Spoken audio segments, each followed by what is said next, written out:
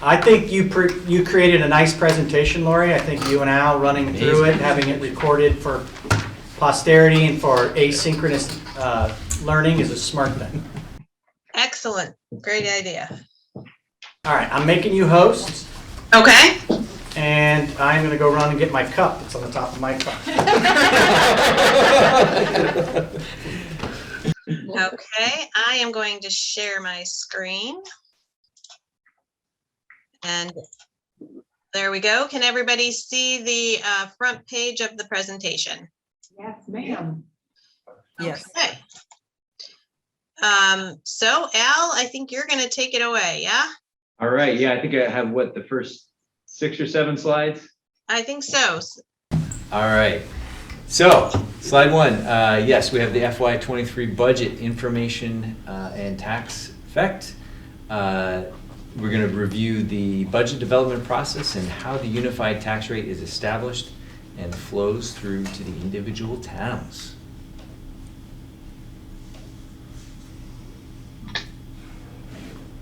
All right, so here's just a quick look at our mission statement. In WRED, all students will have an outstanding educational experience in a safe and welcoming environment so they may achieve and surpass their learning goals. The WRED is responsible to the needs of its community and provides the necessary systems, staffing, and resources needed to ensure that all of our students will become informed, empowered, and engaged global citizens. That's our mission statement. So here are just a few fun and fast facts. We have 3 elementary schools, pre-K through grade 5, 1 middle high school, grade 6 through grade 12, and we are serving a total of 475 students.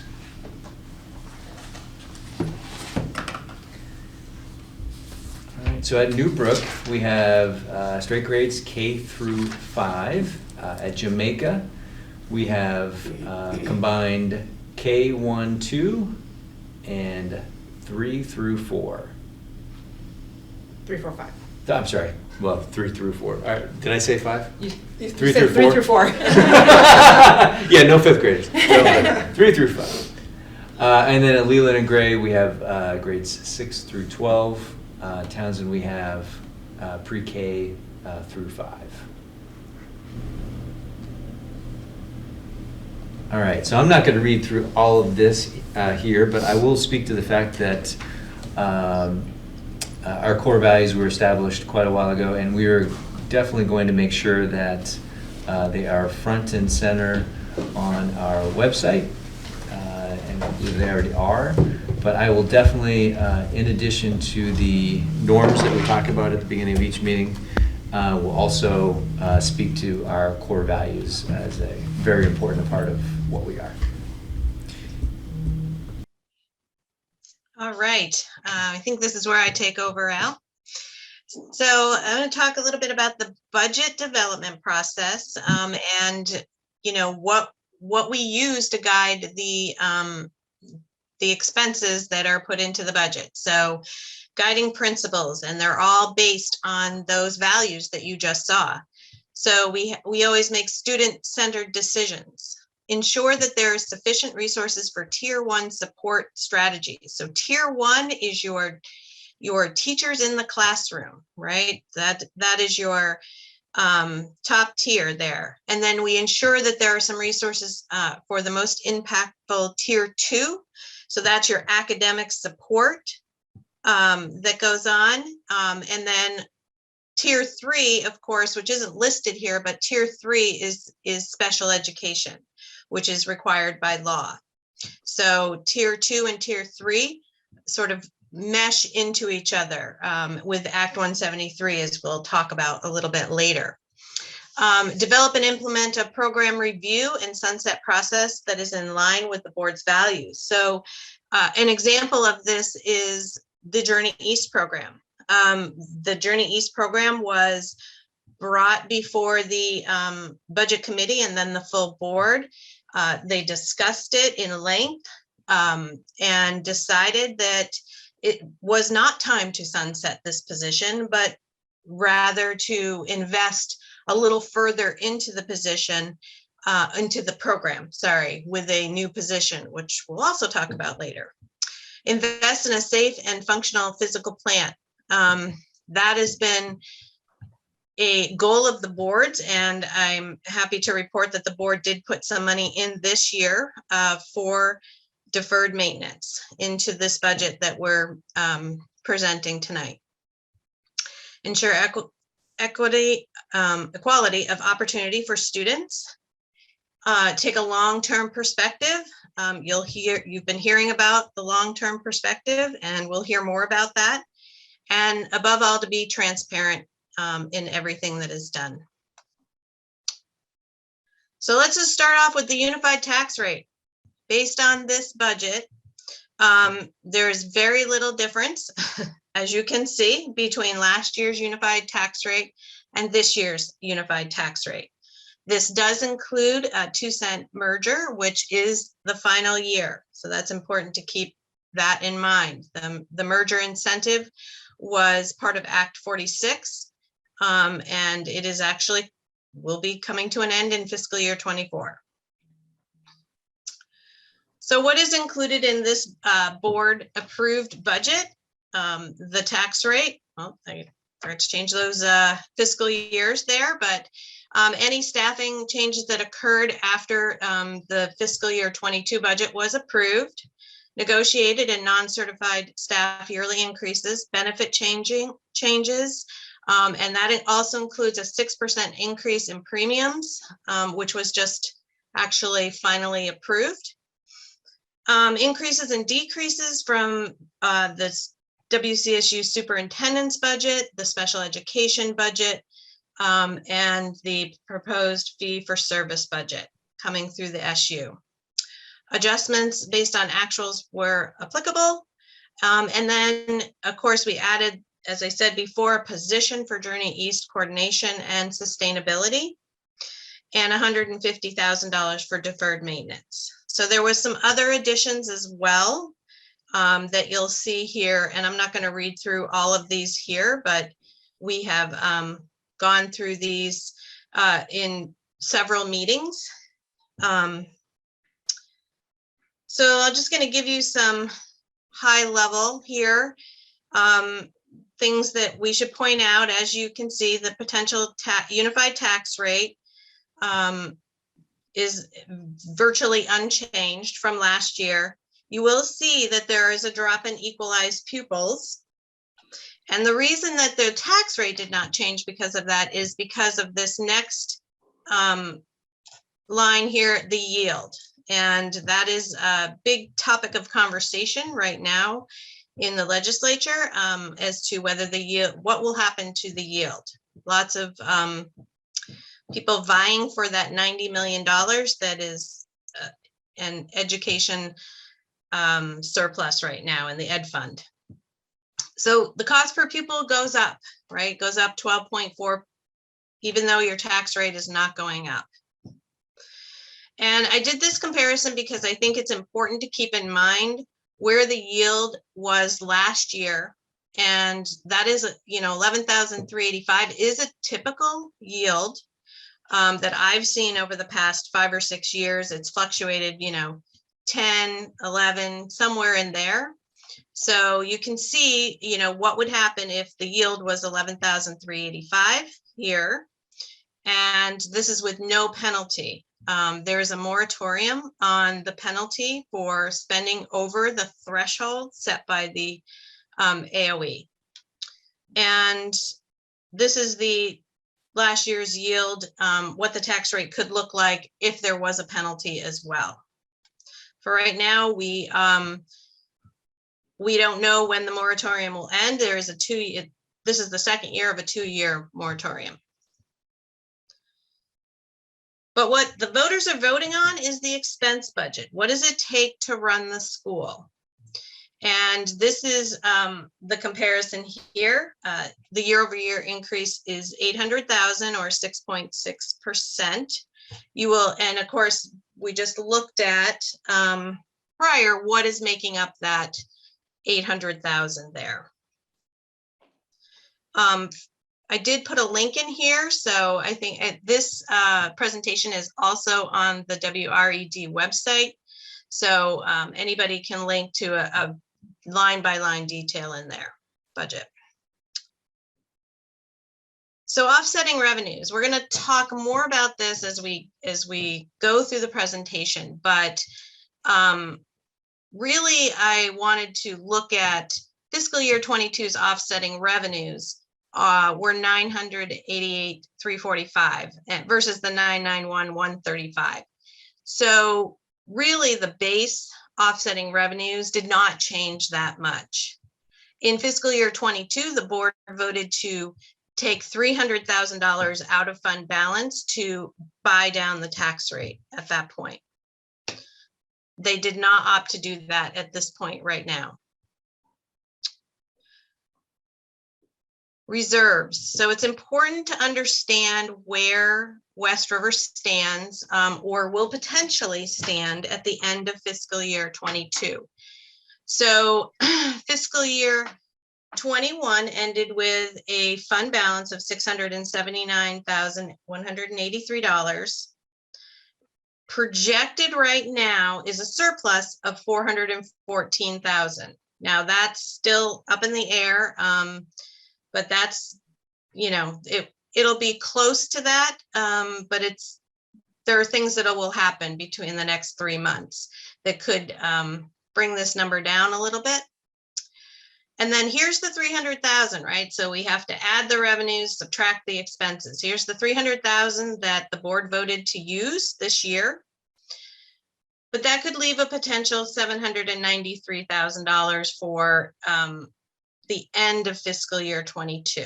So in good shape, right? And I want to talk a little bit about why such a large surplus. Typically, this board is seeing deficits for sure. And a few years here, we've had small surpluses, but a lot of this has to do with not being able to hire the positions, a couple of positions that were in the budget, and also the use of the ESSER funds. So that is a good way to use ESSER funds so that it creates a fund balance. So the other thing I want to talk about before we move off reserves actually is the potential of having a fund balance, a positive fund balance gives the board options at the end of just before June 1st, when the budgets are absolutely locked down, the revenues are locked down. Remembering that the public votes on the expenditures, but revenues can be changed. So if there is a drop in the yield for whatever reason, then the board could vote to offset some of that tax increase with the fund balance. But that's a decision that can be made after the budget vote. So this is just a year over year from 20 to 23. Look at what the expense budget has done, just to give an idea of, you know, where the big increases are coming from. Then, yeah, okay, and then this is just a breakdown of where is the money being spent. So I think it's important to note that direct instruction right around here to the MTSS budget is really your direct instruction with your students. And, you know, so 56% of this budget is going directly to instructing students. And then 11% is the student supports, your nurses and your guidance counselors.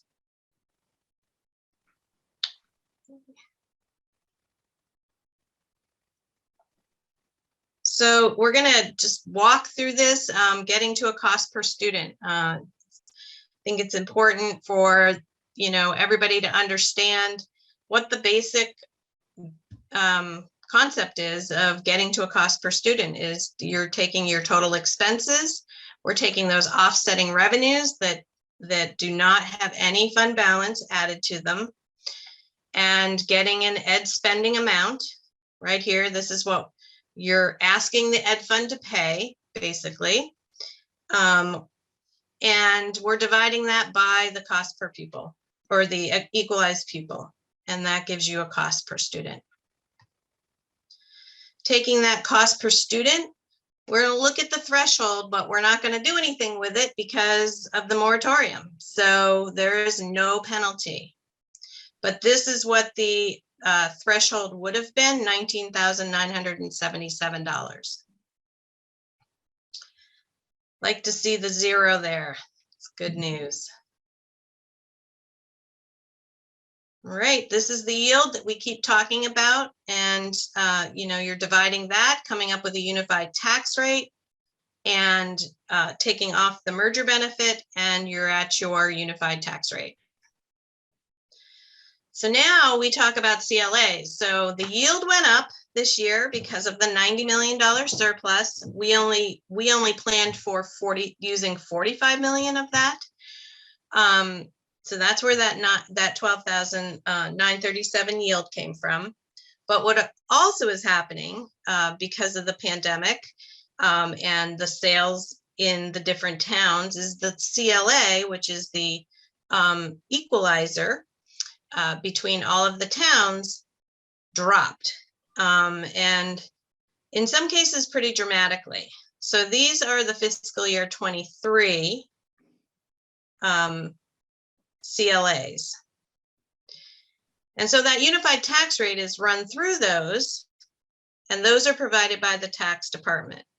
So this is really, this slide here is really the change, where you can see the change between fiscal year 22 CLA and fiscal year 23's. So you can see, Wyndham took the biggest hit here. And the rest were actually pretty in line with each other. So now we'll talk about how you pay your taxes. We have the unified tax rate. Whoops, I'm sorry. I should go back here and just look at this tax comparison. So this is the year-over-year tax comparison after the CLA has been applied.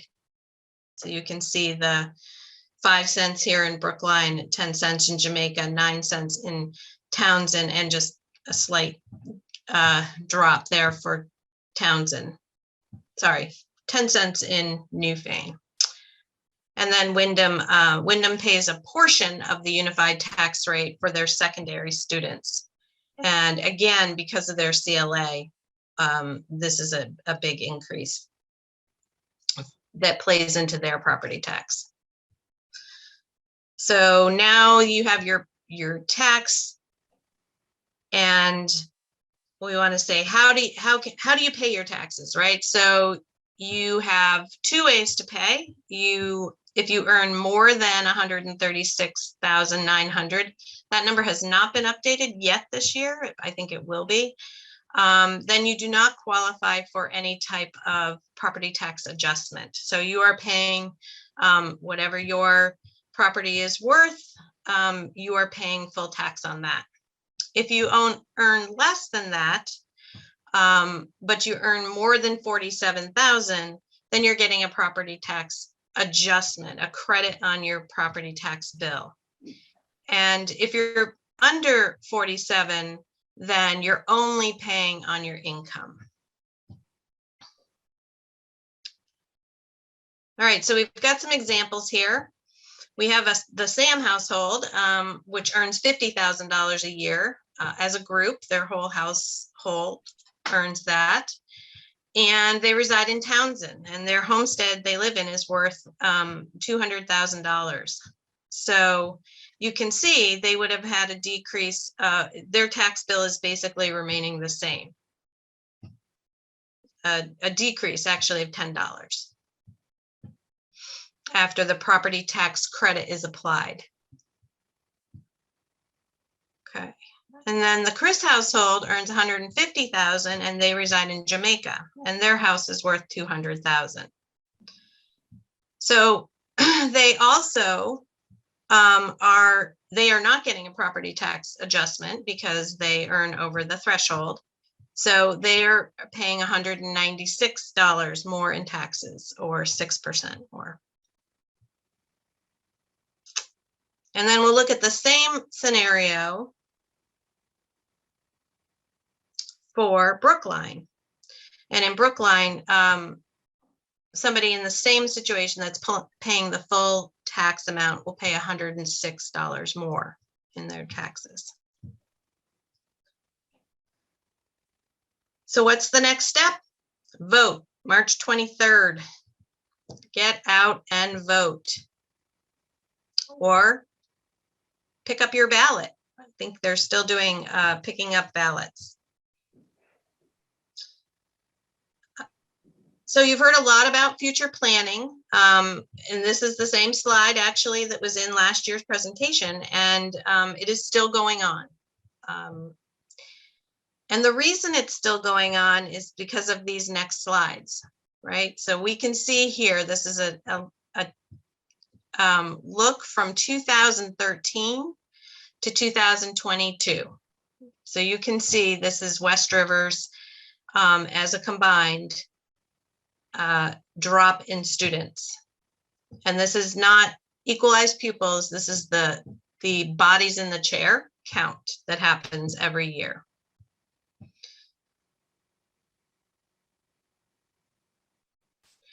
And then this is by the school.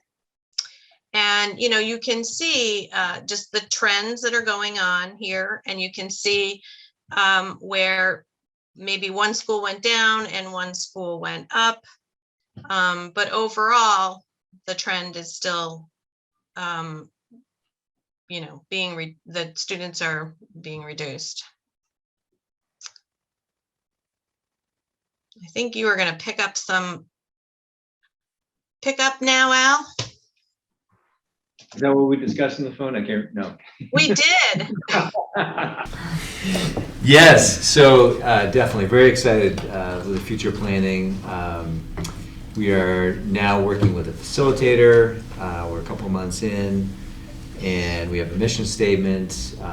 We have a much more robust website. We've got a survey that is out and will be finalized at the end of the month on the 31st, and we'll gather all of that data. We have a newsletter as well that will be going out, or has been going out every month, started with March. And we just recently did a kind of a back to the future look, which was a fun exercise that we did as a board, and then for anybody who was in the Zoom audience, members of the public. We're also going to have that rolled out to the staff at schools, and then also what we'll talk about later on tonight is potentially we have had some interest from some folks that want to kind of do it even more broadly and make sure that we get it out to the community in time for our next long-term planning meeting, which is on April 4th. So a lot of things happening, a lot of excitement. We definitely plan on having something in place for our next budget process. And we were talking about this budgeting next time. We hope to have a better sense of what we want to do long-term in the future. And when I say long-term, I don't mean next year, 2 years from now. I mean 5 years, 10 years. What is the plan? And we're hoping to do all of that with a lot of stakeholder input, and that would be everybody. Students, teachers, staff, board, community members, etc. So a lot of exciting stuff. Did I miss anything? No, I think you got it. You hit it. And, you know, I provided board members emails here, so reach out, fill out the survey. And this is why you do it all right here. So that is the end of my presentation, and I'm happy to answer any questions about the budget itself, or anything in the presentation?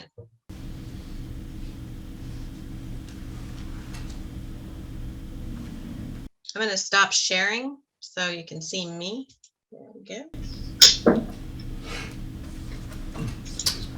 Lori, I think you left them speechless. Yeah, no hands. I got one.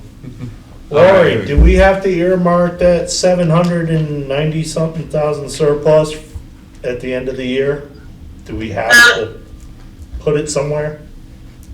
That's a really good question, Dana. And you have an article, I believe, on your warning that asks the voters to put any surplus into a reserve fund, an operational reserve. Yes. Yes. Well, that was last year's. Let me just make sure it's on there. Yeah. Article 10. Yeah. Perfect.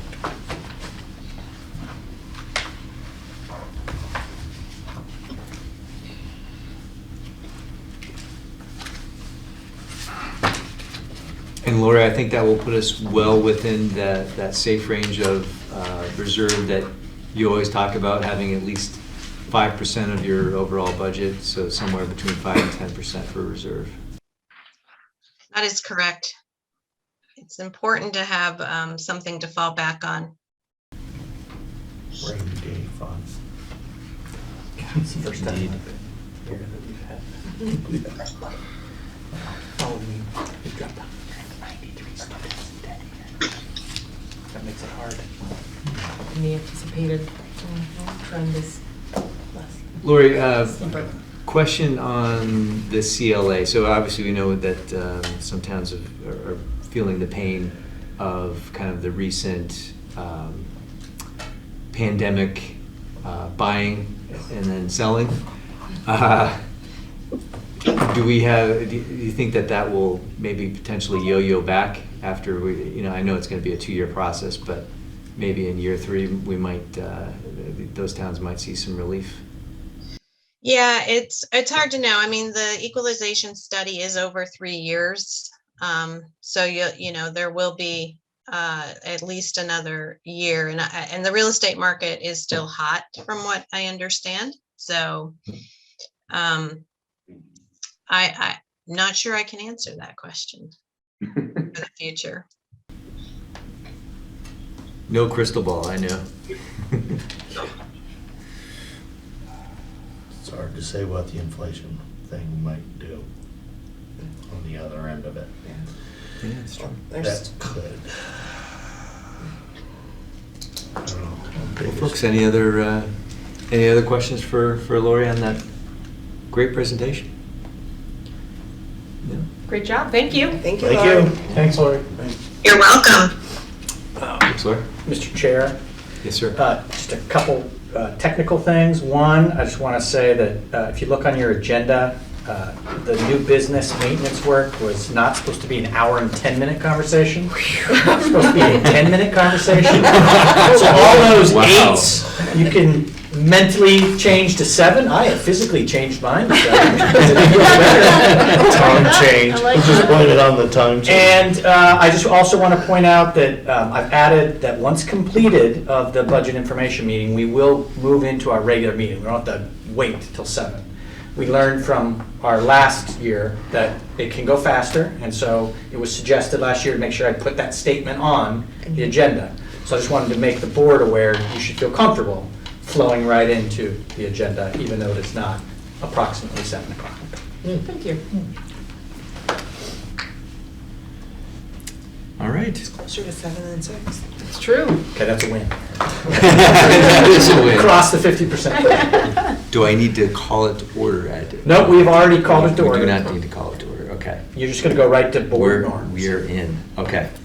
So board norms, unfortunately, I do not have them in front of me. Help me out here, guys. Respect the agenda, Be nice. Stay to on each task. other. stay on task. Be nice. Yes, communicate Play nice in the respectfully. sandbox. Right. There we go. Be conscious of time, stick to the agenda. There you go. Wow. I should commit it to memory, but yeah. All right, there we go. That covers Just put just them on the about back of all our of it. signs again. Oh, that's a good idea. Well, after the vote and the reorg, we'll get new, and I can put them back on the back. There we go. That'll be perfect. Any changes to the agenda? I jumped the gun, but I would encourage you all to change your 8s to 7s. You guys have been in a lot of meetings. Is it bad that I didn't even notice? I just noticed as I was looking down. 8:45 sounds Just a right. normal meeting time.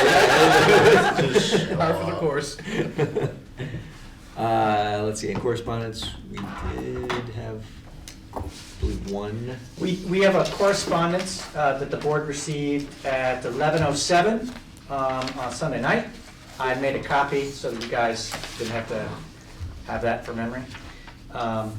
But I think it might fit under old business F for the discussion portion. Okay, perfect. Yeah, we'll get to that. All right, very good. Let's see, members of the public.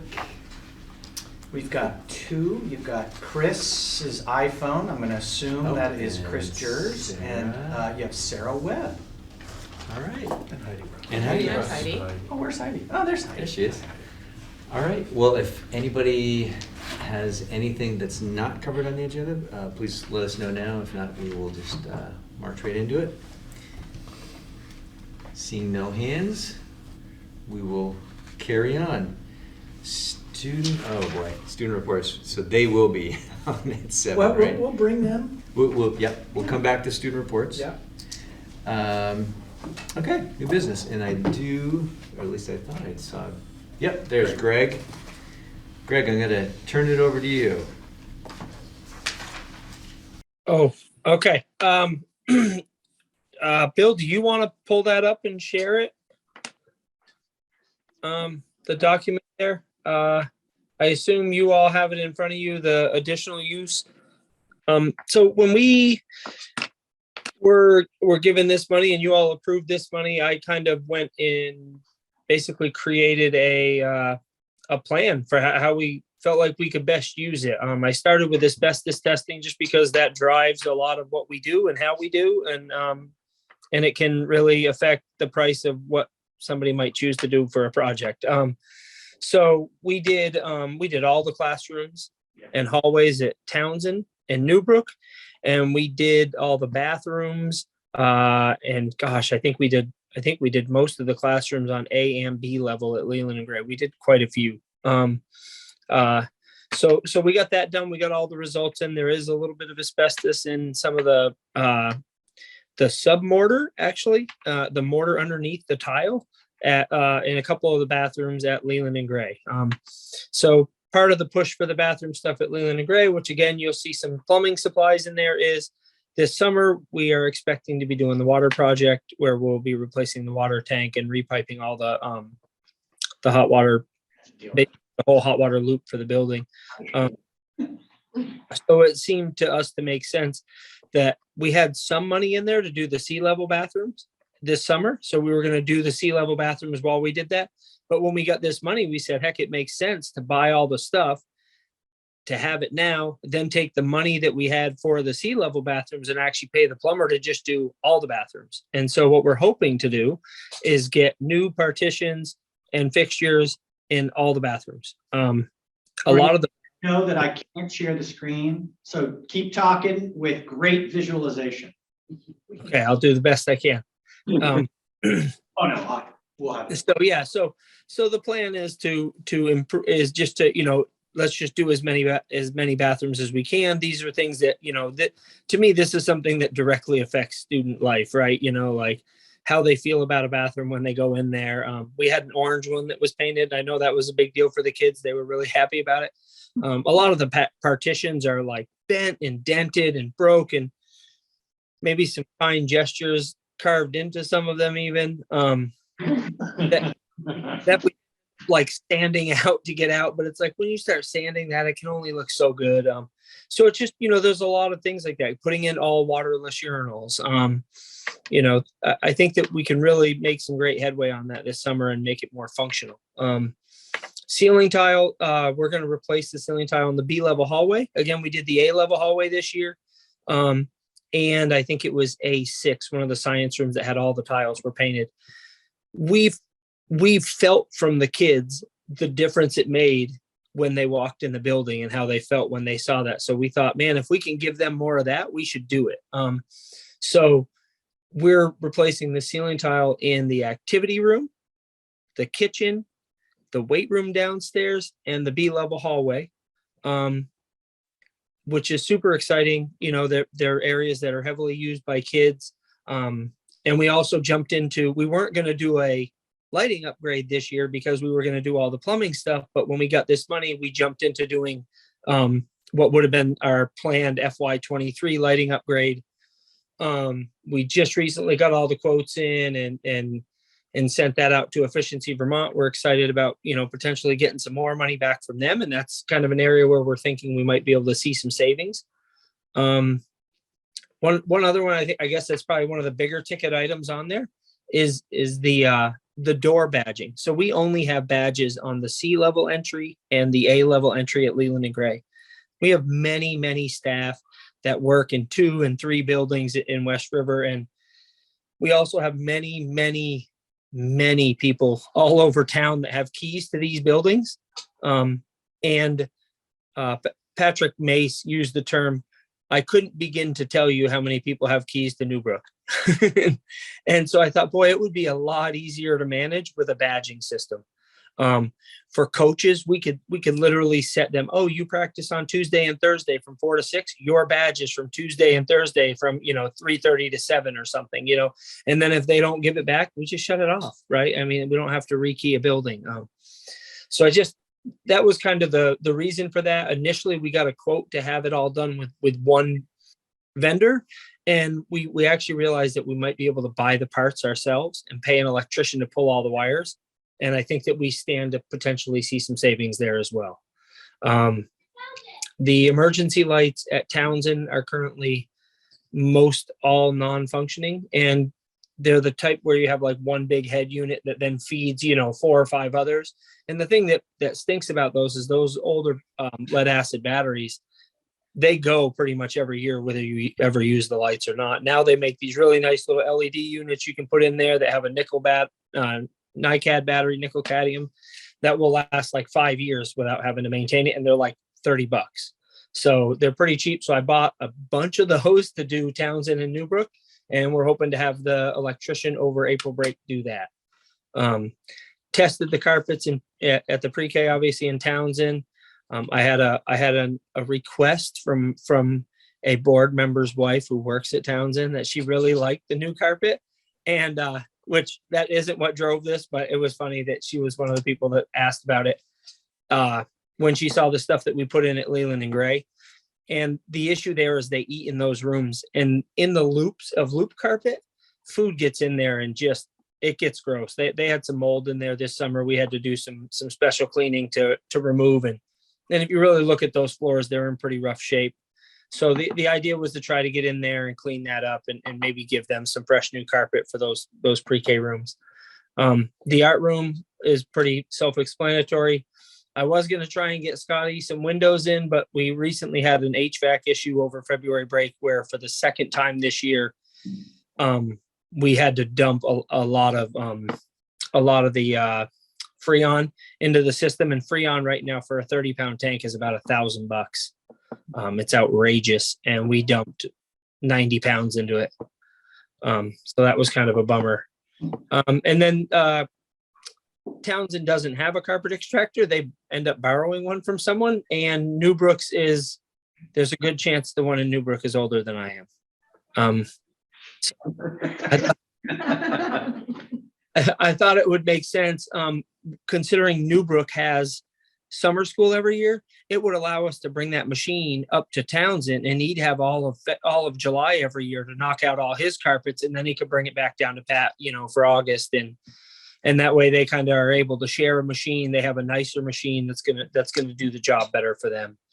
And then the couple up in Jamaica, I thought that if we're going to be down to 1 or 2 classrooms in Jamaica, it would be nice to clean them up real nice and get them some LED lighting in their classrooms. And they've got quite a bit of staining and damage on some ceiling tiles. And so I would like to get up there and do that. I just think it'd be a real quick and easy way to save a little bit of money up there and pretty the place up for the, you know, the smaller number of kids that we have up there. And they have a boiler room and a furnace room, and their furnace room is like it's really just an old door. It's got like glass panes in it. It's held together. It's held shut by a padlock. And so you've got like, I think there's 4 or 5 different keys in that little building. So I thought, geez, if we could get that done, get a new door in there, and then we could rekey it to match the others, you know, and get them all keyed the same. So that's kind of the plan there. And if you look down, there are a couple of things here that are just kind of like,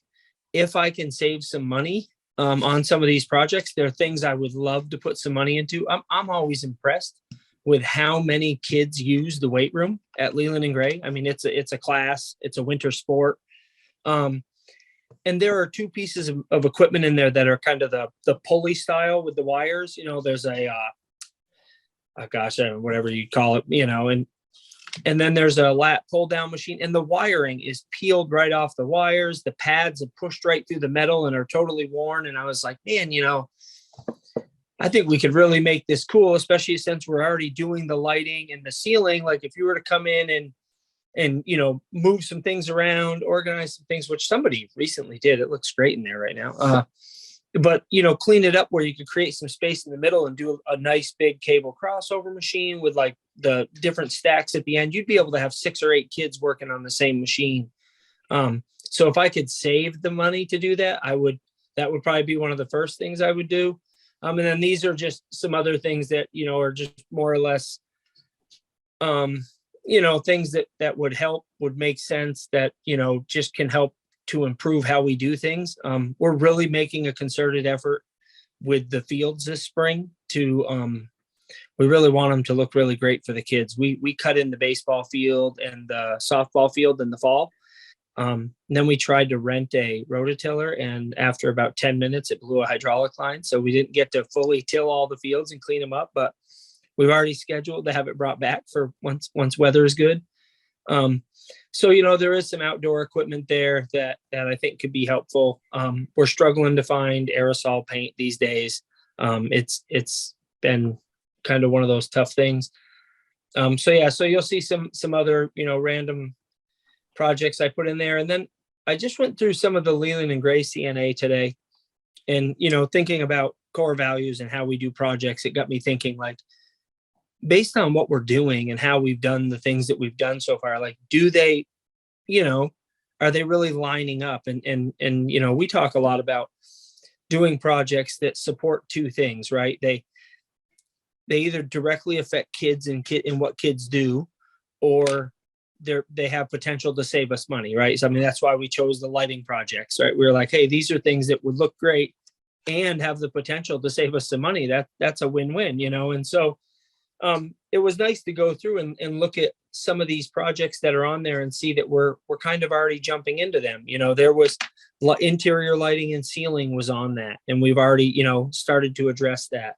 The bath fixtures, I had remembered it was on there, but didn't fully, you know, like, 'cause it's not one of those documents you look at every day. And I'm like, oh, that's cool. In 25, they had us putting 60,000 in there, and we actually think we're going to get it done for a lot less than that. So, you know, it's just exciting to see those types of things, and to see that, you know, for the most part, we're on schedule for most of our capital projects for this coming year. So any questions I'm happy to answer, or kind of why we chose what we chose. I'm happy to, you know, try to explain that, and just let me know what you think. Greg, I just want to start and say that this is a great list, and certainly a lot of things that are overdue, way overdue. Yeah, especially when you're talking about things that are older than you. I don't know how old you are, but I'm just guessing that, you know, probably a little old. Well, look at that. 44 hours. You mean the machinery, not Yeah, I'm him, just right? making it worse, right? Let me get a shovel. And I also like how you framed how you made the decisions on these, student-based, student benefit, as well as maybe looking at some potential cost savings as well. I mean, one thing I would note on like the second page, our second page here, like the outdoor field equipment where you talk about the side-by-side with dump body and plow attachment. So I know it's important that we list out these expenses, but even in your note, there's a savings that will come with that, right? So if we take over the plowing and snow removal, that will pay itself back in, you could probably figure out what is the payback period for that, right? So in the end, you're really saving us money. Absolutely. That's the plan, is to like, to try to do things either, well, especially when it comes to things like that, Al, it's like either can I save you money or can I do it better than we currently do it? Right. You know what I mean? Because sometimes I may not be able to do it cheaper, but I think we can do it better. We're excited to take over the lawn care, like we really have high hopes for like doing some great stuff and really making the place look beautiful. Whereas when you have a lawn care company, they just show up and mow the grass. Right. You know what I mean? Like, but if all of a sudden we can have a guy who's spending a few hours a week as a grounds guy, now we're like, hey, you know what? Go pick up some plants and get some plants under the sign and make it look nice. Hey, keep the grass out front 2 inches taller than you do out back because I want it to stay really long and green. I want people to want to go out there and sit down and have a picnic. I don't need to kick a soccer ball there. We got the backfield for that, So those little things are areas where I think we can do things better. Townsend right now is very much a crapshoot with how it gets done. Our current snow provider just kind of back drags the front, and that's kind of it. And so, having something like a side-by-side that you could get out there and you could clear it out nice and easy. You could have your little salter right in the back, and then you could do that sidewalk down the side for the ADA accessibility, which has been a real struggle this year because we've had a kid over there with it. In years past, nobody's ever thought anything of it. And then all of a sudden you have a kid over there that needs it. And you're like, oh, wait a minute. We don't really have a great system in place for ensuring that we can keep that path clear and safe. So, yeah. So you have your grouping up here of 150,000, which is what the board had said we want to additionally invest in this year, use monies from this year. But the others that you have on the list, I mean, at least in my mind, are equally as important. The workout equipment, the flooring, and that side-by-side that we just talked about. How do we fit that in to what you have laid out here as a plan, or how much are we talking in total?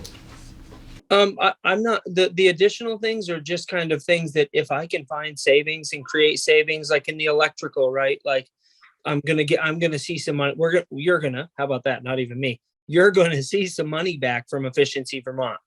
That could be, the summer project, we got almost 20,000 back. I don't know that we'll get that much, but I think we can get some.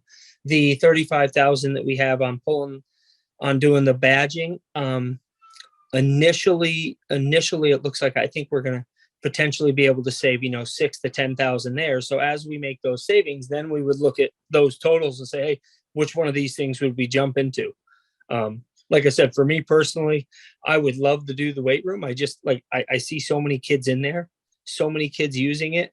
And then I saw kids in there doing it as a winter sport too. And I was like, goodness, we got to get, if we've got this many kids that are jumping in here, like how cool would it be for them to walk in and be like, whoa, this almost looks like gym quality now. The piece of equipment, the website I was looking at the other day, the Legend Fitness combo, you can order it with a white frame and green padding, and I was like, oh goodness, that'd be amazing. You even get some school colors in there.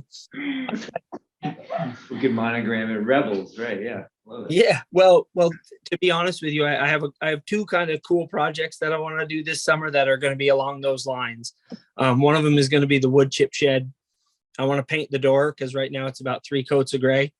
Get it all 1 coat of gray. And then actually, if you take like a projector and back it up, and I want to put the Leland and Gray logo on it and then paint that in. I just think it's one of those things, you come down the hill and you see that, right? Like it just says, wow, they care about their place. That looks really cool. And I want to do something similar in the weight room. We want to paint it this summer. And then have it be, like Rebel Strength or something on one of the walls. And then it'd be cool on one of the other walls to do like a mirror wall. They have a couple of mirrors in there, but it looks like some stuff that was maybe donated. And so it's like, that we could do something pretty cool for, a minimal amount of money that would go a real long way to how kids felt about it. So, but. We put a little more extra. Yeah, Yeah. you go ahead, Danny. I was gonna say, I mean, if we got that potential surplus, why don't we just go ahead and put a little bit more in there? And finish that off.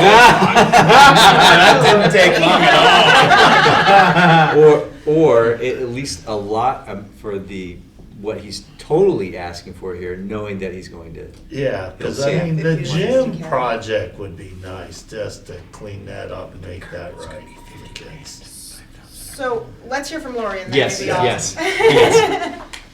Go ahead, Larry.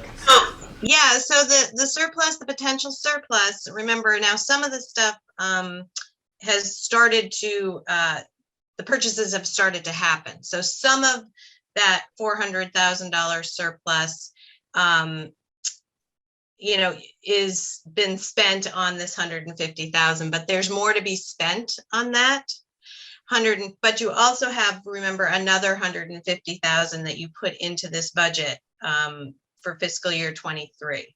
So I just want to remind you of that, it will roll over and we'll continue to spend it as the 150,000 that you voted for. But it could draw that 400 down some. That's all. I'm just putting that out there.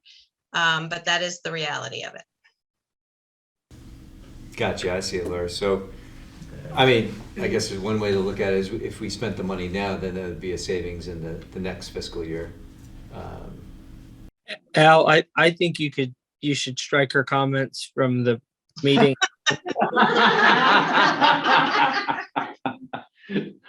Wow. Go team. I will pay for that tomorrow. Stricken from the record, no. I mean, even if we approve the $20,000 for the weight room stuff. You've got a hand up on Zoom.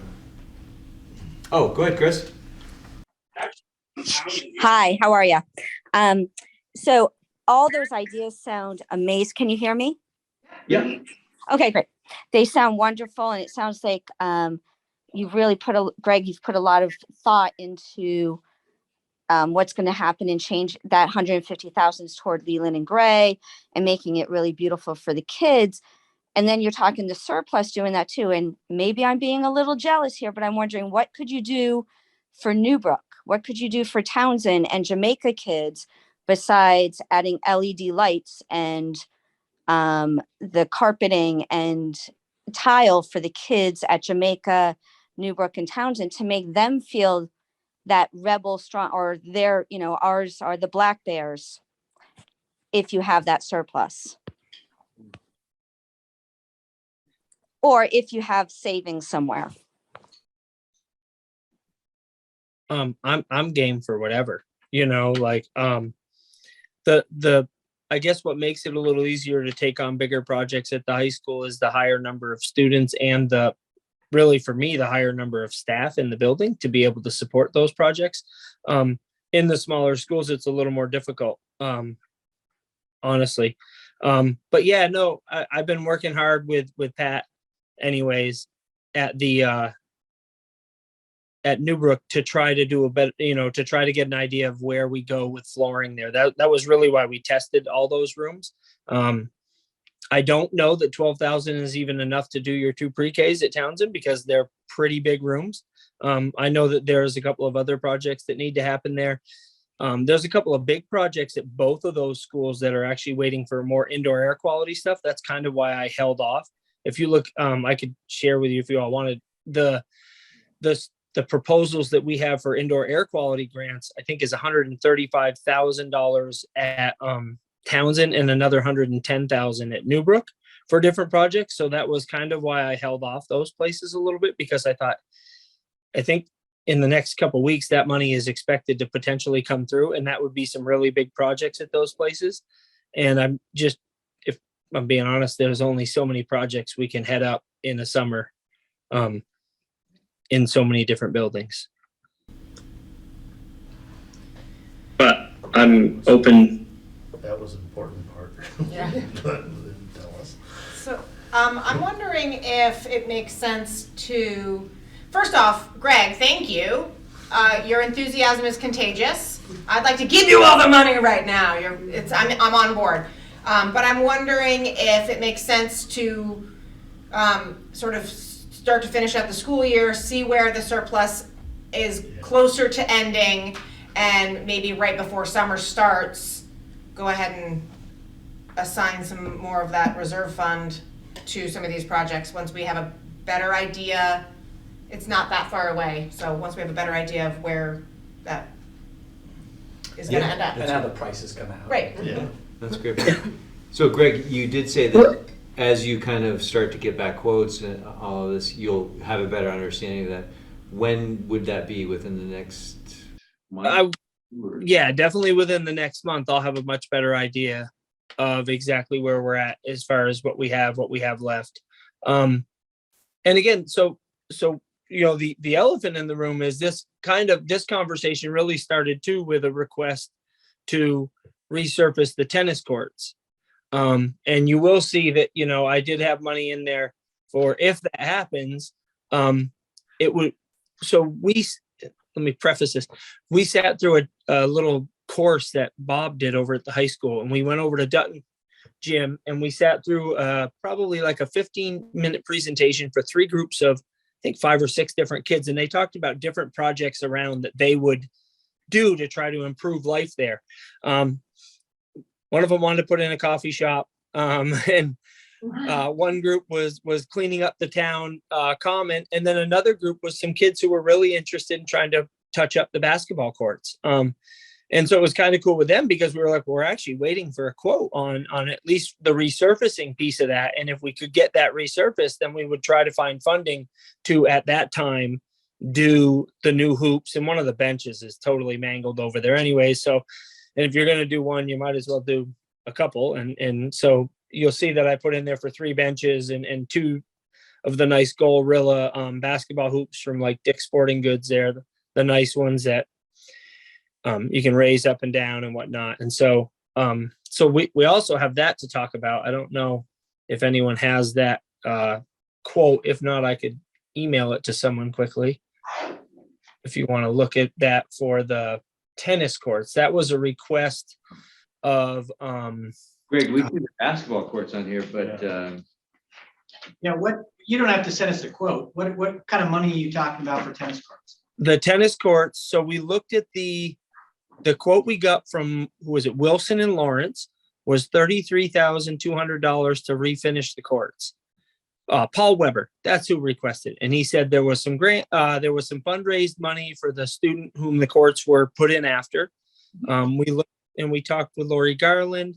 There's about 5,200 in there. I think the total of short is about $26,000. I know Bob has reached out to the family to see if they would be interested in trying to do some fundraising around it. And I know that Tammy Clausen, the PE teacher and athletic director, has made a request to want to just get it done. I'm supportive of getting it done. I wouldn't want to take away from the projects in the 150 to get it done, but I do.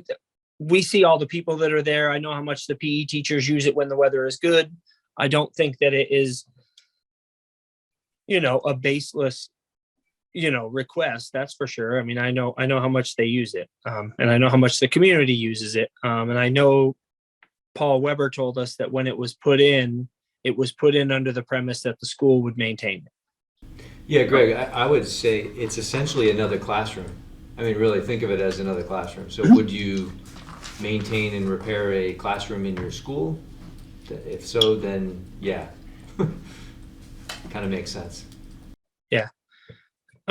So I mean, I guess for me, if you want to prioritize doing that, do we want to prioritize it out of the 150 and we could hold off on something else? Or is that maybe something you would be inclined to say, hey, that's something we are willing to allocate money for now?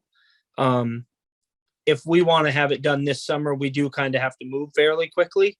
But if we want to wait and see, given how much of a community area it is, do we want to, I think that there's a lot of ways we could go. We could say, hey, we'll commit 50% and then say you've got to fundraise up to the other 50, you know what I mean? Or do we want to just say, hey, like Al said, we view this as additional class space and we want to prioritize it. And we think that, if we can sign with Wilson and Lawrence to get this thing done, then we should do it. He's got a really tight schedule. The only reason he's willing to do it for us this year is because he told us last year he would, and he never got to us. He never got us a number or anything. So, well, Greg, I have a thought. I'd ask these guys, 175, right? And then as Lindsay said, hold off on the rest until we know everything kind of settles in terms of, Yeah, does that make sense? yeah, definitely. Yeah. Do we have a tennis team? We don't have a tennis team. But it was at the request of, actually the student made the request to have that put in when he passed. So it was at his request that it was put in. Right. I was gonna say that would help with a fundraiser, Yeah. build a tennis Paid for by the team. family. Yeah. Yeah. All right, so So you- 175? you're Folks? making a motion to move the direction from 150 to 175. You've identified 150,000 plus the resurfacing of the tennis court, and then to take the approach that Greg has laid out, whereas if the 40,000 we thought is only going to be 28,000, put that in a little bank to finish off this list. Is that kind of what I'm hearing from you? I just made that motion. Lindsay, that was amazing. Wow. It's amazing. I said- It was so well worded. It was This is so about well our worded. 8th motion together. Lindsay, do we have a second to your amazing motion? I'll second it. I was gonna say, your turn to second. Any discussion? Let's do it. I love it. Greg, could you come back at the April meeting or the May meeting and just kind of give us an update how things are going? Then you don't have to be this level of detail, just kind of an update, because it's very exciting to go into the summer with this amount of productivity that is happening. And I would give this board a lot of credit for leading in that, because it was very hard when you had deficits every year to move forward into this type of discussion. And I think it's something to be celebrated for the investment in the community. Could you do that for us?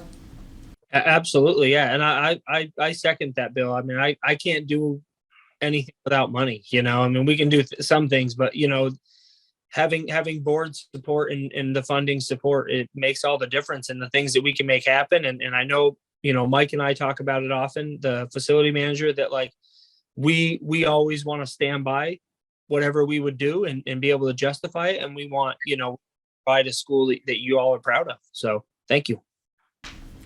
Thank you, Greg. So we have a motion and a second on the floor. So unless there's any discussion, we'll just go ahead and I'll start in Zoom land. Let's go with Ann. How do you vote? Aye. Emily? Aye. And I see Ken. Nay. All right. Leanne? Aye. Dana? Aye. Lindsay? Aye. Crystal? Aye. Aye. Aye. All right, so we have how many in favor? All right. Ann, Emily. So it's 2-1 on Zoom. Yep. And Aye. 8 in favor? It's 9, I think, right? And 9 if you 9-1. include me, 9-1. which I would vote in favor, so. 9 in Aaron, favor, 9-1. 1 opposed. And Greg, before you leave, I don't know if we've made this about Dutton. Have we talked about Dutton at all? No, go ahead, because I sent you pictures. Yeah, I am just so impressed. And actually, I'd love to give you the floor for a couple minutes to talk about it, but amazing how you turned the project of the Dutton floor into something that would have been fairly costly into Well, anyway, go ahead, please explain it. It's an amazing thing. Yeah, no problem. It was I used to get Betco products. It wasn't able to anymore. Regardless, we went to a trade show. I talked to the Betco rep about trying to use some of their products again. They got a hold of me and were like, hey, we'd like to come up and show our products to your people and show them, some of what we offer. And I said, sure. And they said, if you have a gym floor or something that could be recoated, we'd come up and recoat it for you. And I was like, oh yeah. So I got thinking about it and I was like, man, Marlboro's was just done. Dover's not really using theirs. I said, well, I don't know the last time Dutton's seen a coat. And so they sent a guy over. He came over, said, hey, you've got to do X, Y, and Z. So we had to buy a bunch of sanding discs, and Mike Bingham and I spent, I don't know, 5 or 6 hours there on the Monday before town meeting day. And we sanded it all down, vacuumed it up, and they came in and re-put a coat on it. And they left us enough chemical to do another coat the next day. So we ended up getting that floor refinished for like, I think $110 of sanding discs.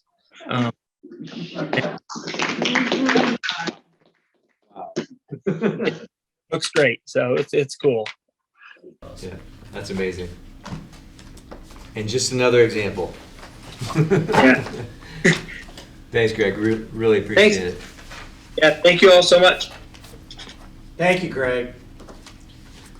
Okay, just a couple things on the agenda. I just wanted to point out in your packet, there was a correspondence. That was in addition to the 11 p.m. correspondence. And we will put that on the posting that we post everything. And as we always do, just a general outline. It was from a community member just providing comments on making masks optional. So that letter will be included in the board packet. And then just as a highlight, you guys are getting ready to do minutes after Ruthie gets to talk, that I do recognize that it's Monday, March 7th on the long-term planning minutes. I know, Ken, you'd probably point that out, so thank you. I'll do that ahead of time. And back to you, Mr. Chair. All right, yes. Approve the minutes of February 14th. Oh, no, Ruthie. Oh, yeah, oh, geez. I am sorry, Ruthie.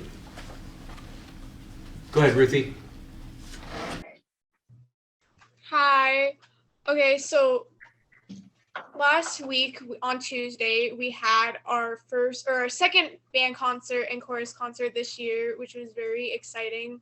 We have actually, at the end of the month, then we have a solo fest, which will be our first one since before COVID. So that's also very exciting. And we also start our spring sports next Monday, which will be very fun. And we're starting our PBLs tomorrow, which will be our third module. I honestly don't know very much about it. It's grade based this time, unlike last module, which was different groups, which was all the high school grades combined and stuff. But this one's great. I've heard the juniors, which is my class, are doing something about college and careers, although I can't speak for any other class or anything anymore on that, but that's exciting. And we're getting ready for prom, and we're trying to figure out stuff for that. So we have a lot going on. Oh, and last week we also had Spirit Week, which was very fun, since that was another thing we haven't had really since before COVID. And we've had like a Spirit Week where we've dressed up and stuff during COVID, and then you send your pictures in. But this was the first time that we got to have like the Olympics, and then we have, I don't know if you guys know, but we have each grade prepares a skit, and then on Friday, then we show this skit to the rest of the school. And this year, then it was game shows. So the seniors did Family Feud, juniors did Wheel of Fortune. There was a whole bunch of other ones. I don't even remember what some of the, it was a lot of fun. That's awesome, Ruthie. That is great. Yeah. How did you enjoy that winter concert last week? For myself, I enjoyed it. And we also, we actually, the band program is selling chocolate as a fundraiser for our May trip to Six Flags. And we sold a lot during that. So that was really nice. And we got tons of donations. So yeah. If you know somebody in band or chorus, then they possibly are selling chocolate. So please buy some. I know I'm selling chocolate. I love it. What a salesperson. Oh, of course, Bill. So Ruthie, I was walking through the halls today and I saw that one of the days during Spirit Week was Teacher Impersonation Day, and another one was celebrating people that you admire or heroes.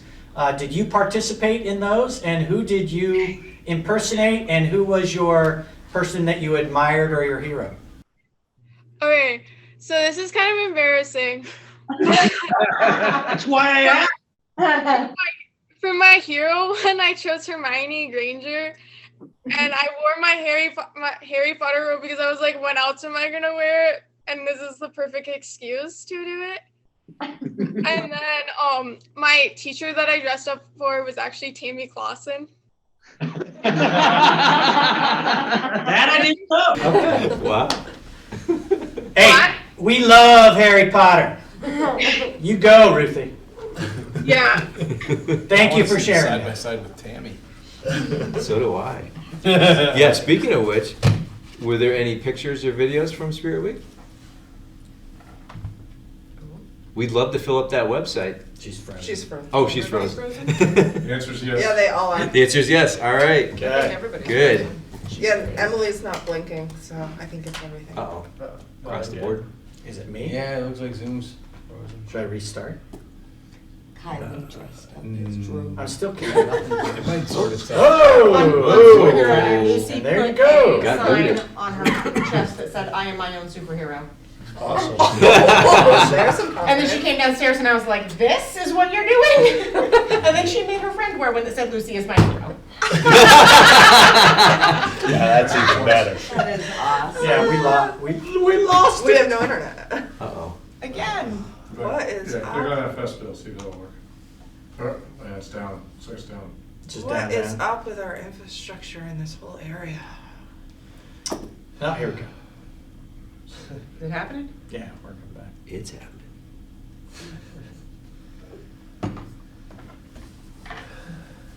Yeah, it's not connecting. I remember back in the days when they used to try and do the radio for the baseball and the softball down in the field. They could never get a signal to actually do a live broadcast. Spirit Week was too spirited. Yeah, right. Blew it up.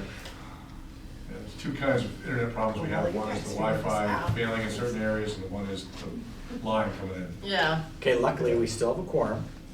And we did the budget informational meeting. Yeah, we Which got we that. are That was key. legally required to do. We got through that. So, I'll keep trying on this. But And Ruthie was mostly done. And Ruthie was Yeah. the most important. Yeah. So I'll make a motion to Well- approve the minutes. Okay, Yeah. let's go. How urgent is the, oh, wait, never mind. We We're just gonna get plow these forward. people to We're gonna sign. plow forward. Okay. All right, go. All right. Approve the minutes of February 14th, 2022. I already made a motion. I'll second Motion it. made by Joe and Mike second. Any discussion? All those in favor say aye. I love this. Aye. Motion carries unanimously. Wow, we got one principal, a quick report. Yeah. Yeah, Bob. By the time you connect the What Zoom, we're Ruthie gonna be said. done. Is that quick enough? So you're not able to record anything, right? And then upload it? I'm recording on this right here. Right now? Which is Oh. You are, okay, okay. Oh, no, we're good. Okay, good, we're And the Zoom recording. recording is downloading from what I just recorded, so we'll have all the Zoom up until that point, and if Zoom comes back, I'll have that recording too, but we're still Okay. recording on this right now. Okay, Thank you. all right, Sweet. perfect. Well, that's We're good. Yeah, so we'll start with Bob, and hopefully others will be able to chime in at some point. Yeah, I mean, I submitted my report on time for the first time in 2 months. Yeah, it's been a busy, spring is very busy. And Spirit Week, hiring committees, SBAC planning, scheduling for next year, And that's just me, like, you know, so there's a lot of other things going on here, as Ruthie pointed out. But, yeah, I mean, I'm happy to take any questions people have from the report. But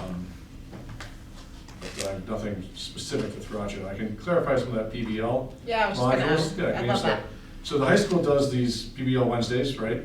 And so we have 4 modules throughout the year.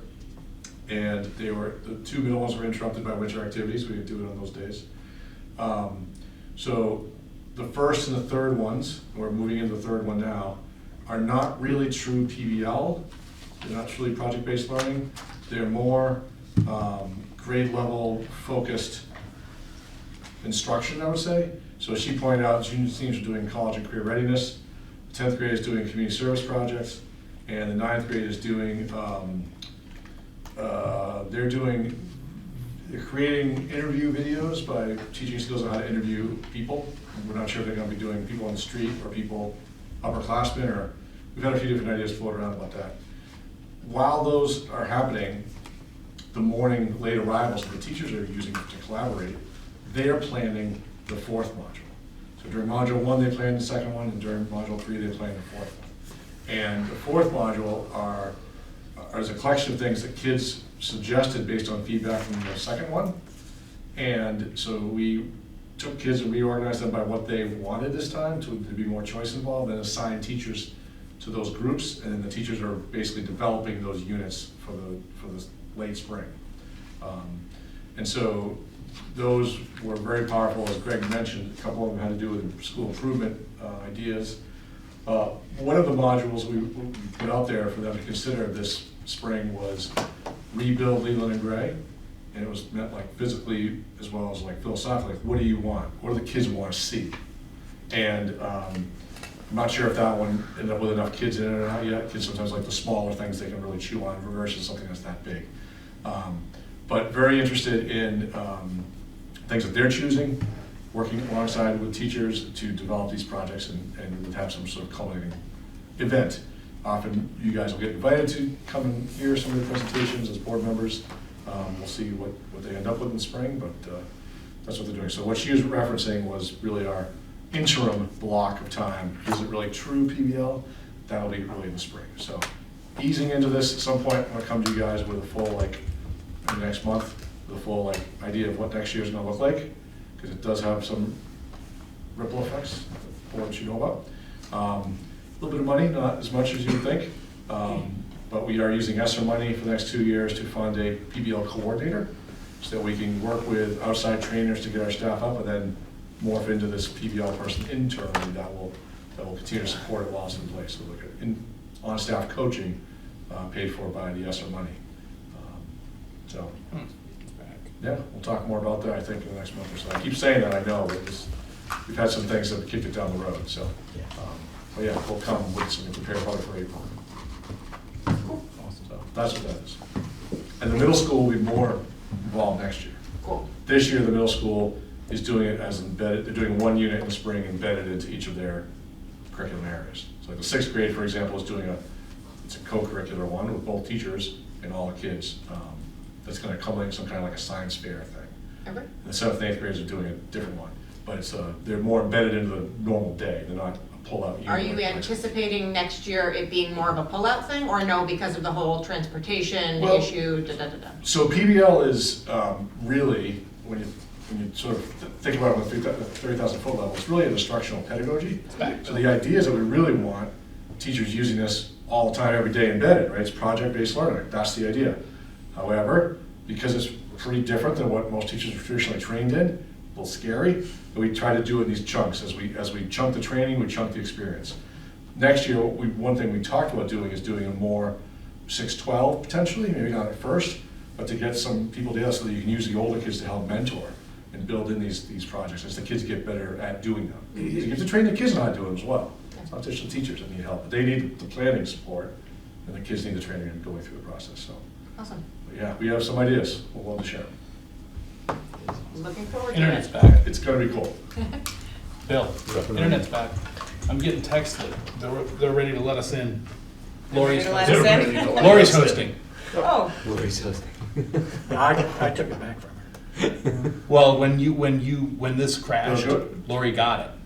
Bill, or actually, just go to FS, Bill, before you try to log in, Oh, go to FS. because it's gonna be a faster network for you. Thank you.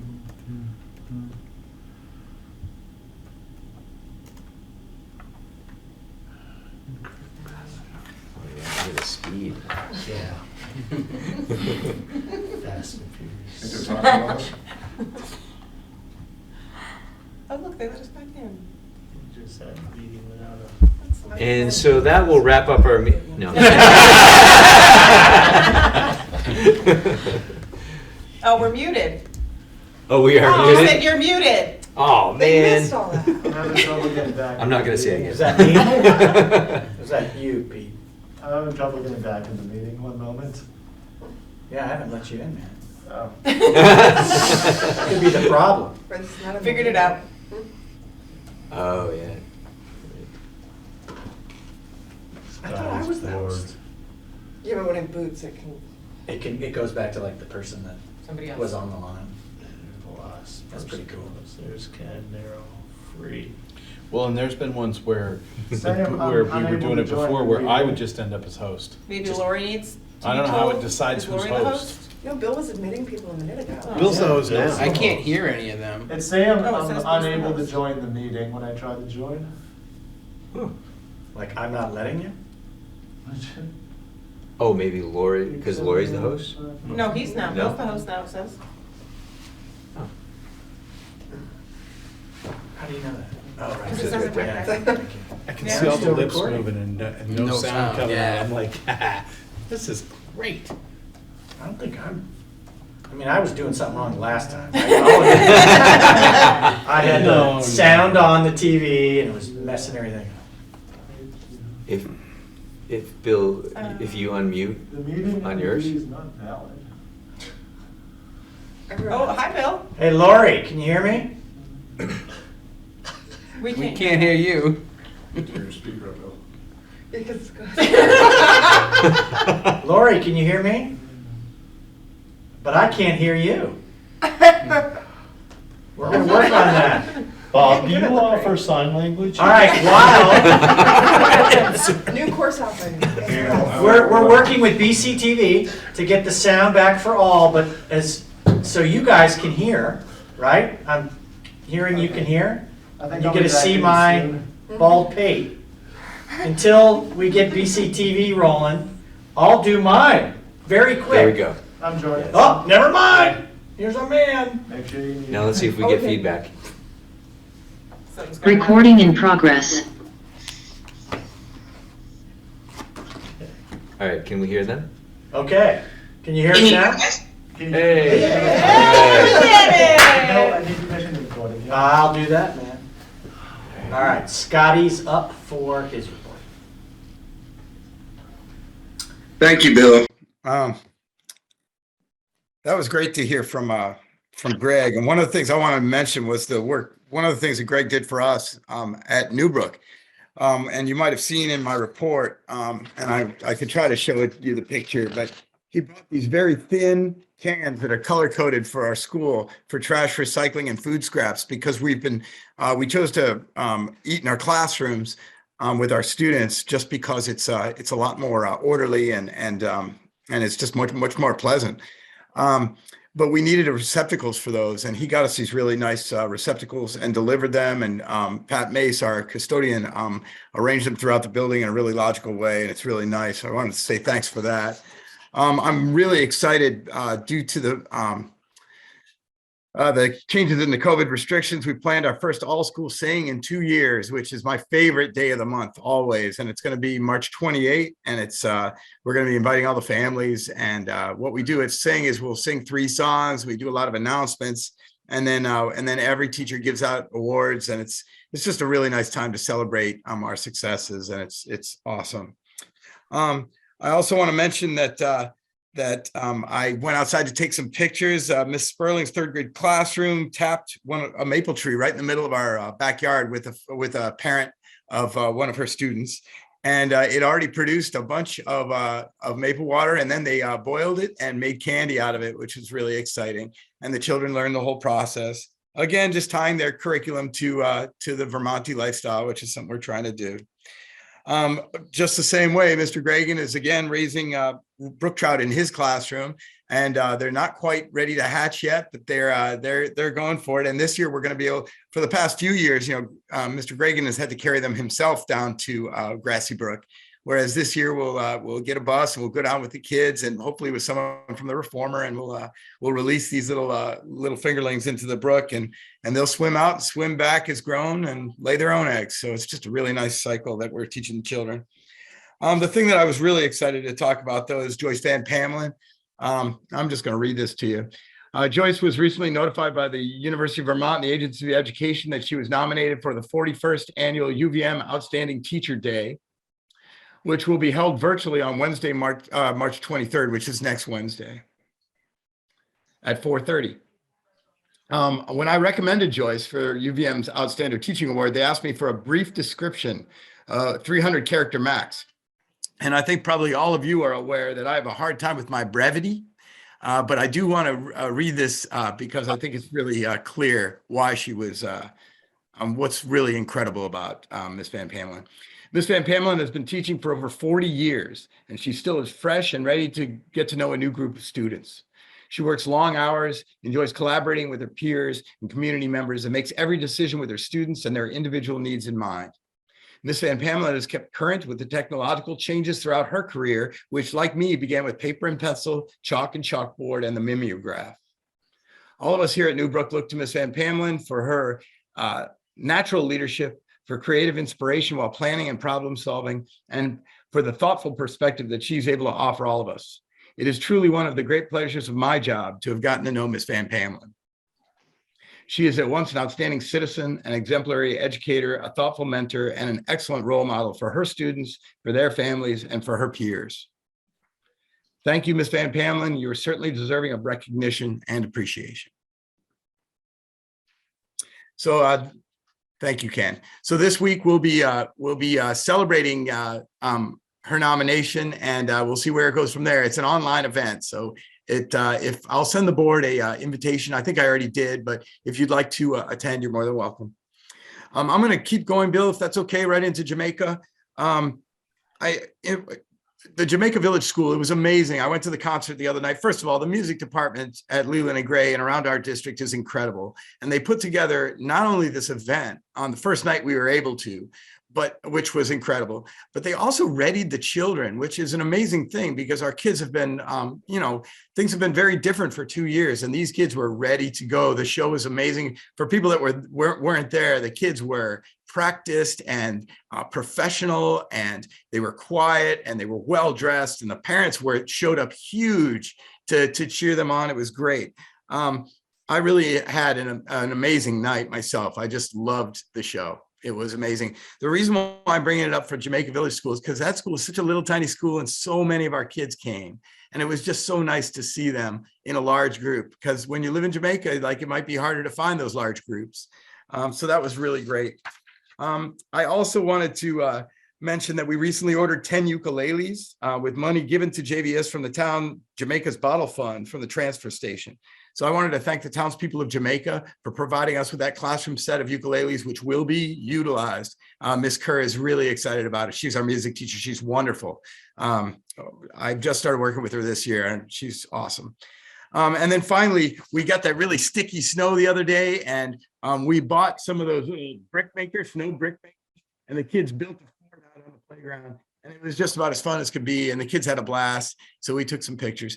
So again, I just want to say that it's, the masking decision that the board made, it was enacted in all of our schools, and really was it just went perfectly. The children look natural, some masks on, some masks off. Staff like me, I have masks on sometimes, masks off sometimes, and it's just it's gone very, very well. And I'm just really thankful for that, personally. Thanks, Scotty. Craig.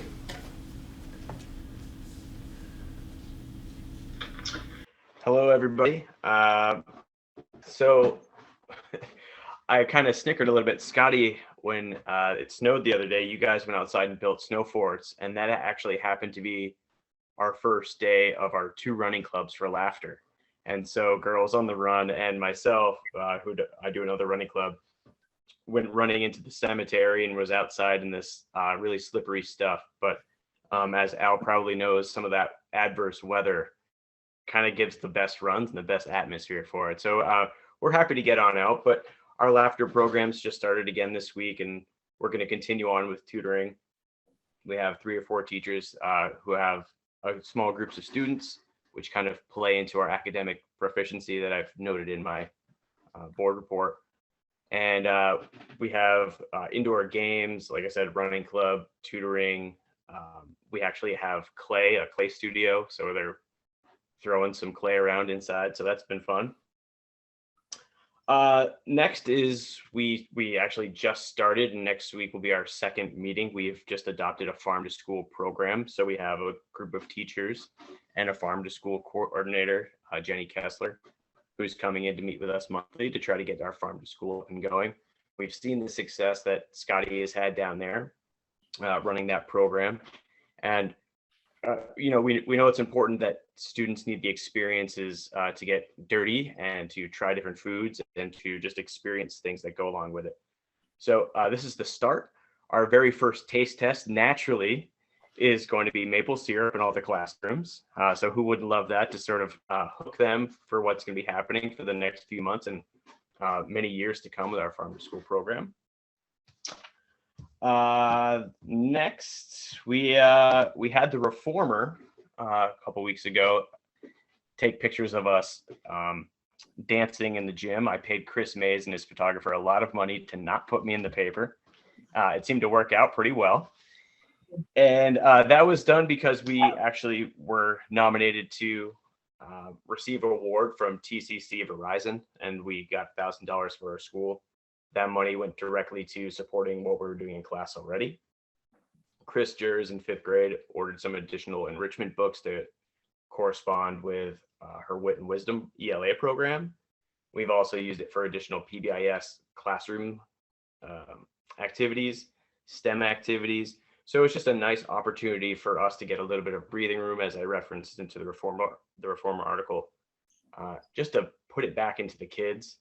And it really did hook up very nicely with the lifting of the masks and sort of the guidelines that we were getting from the state. So it was a really nice way to jump back into what we feel like is the old typical days. So that's been really nice, and it's been a wonderful atmosphere around since then. Yeah, that's just about all I have, and we have a couple of enrichment activities coming up. The biggest one is at the end of April with the Sandglass Theater. They're going to be coming in and doing a 5-day residency. At the end, our students are going to be writing, creating, building, and then performing their puppets. And we're hoping to have that recorded and broadcast similar to the way that Scotty and the district had the music recorded and then broadcast. That's awesome. Thanks, Greg. Go ahead, Bill. I provided the written report. I'm speaking to like 3 different audiences. It's kind of fun. But in general, I just wanted to highlight a couple things that are going on that are real particular to West River. The Senate Ed and Senate Finance have passed a version of the weighting study bill through those 2 committees. So it is still working through the legislative process, which is a positive step forward. I will remind everybody, as Emily is very good at reminding me, that the process is the process, and we don't know until we get to the end of the process what it looks like.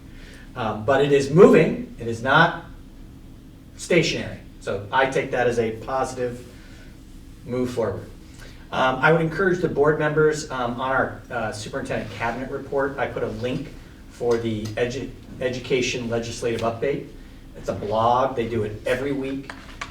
It's just a nice little thing to keep that'll just update you on the bills that are important in education. So you can scan it, you can keep up to date. And if you have any questions on any of that, feel free to just reach out to me and I'll see if I can find anything more if you're curious about stuff. Just wanted to follow up on what Scotty talked about with the UVM honoring teachers. We had a teacher from Leland and Gray, Mary Davis, who will also be honored on the 23rd as well, from a nomination from her principal, Mr. Thiebaud. Mr. Thiebaud. I used to always call him Thiebaud. It was Thibault, and then it was Thiebaud, then it got to Thiebaud. Still calling away for dinner, Bill. Yeah, you know, I'm having fun. And then I just wanted to let the board know that Mr. Tabachnik has been selected to do a very intensive training with the Center for Creative Leadership in North Carolina. And we've had a few people from our district able to go. Bob got to go a couple years ago, and then he did version 2.0 as a pilot. It's about a $10,000 per person gift to Vermont principals from an endowment of a Vermonter. And it's deep coaching. You spend a week.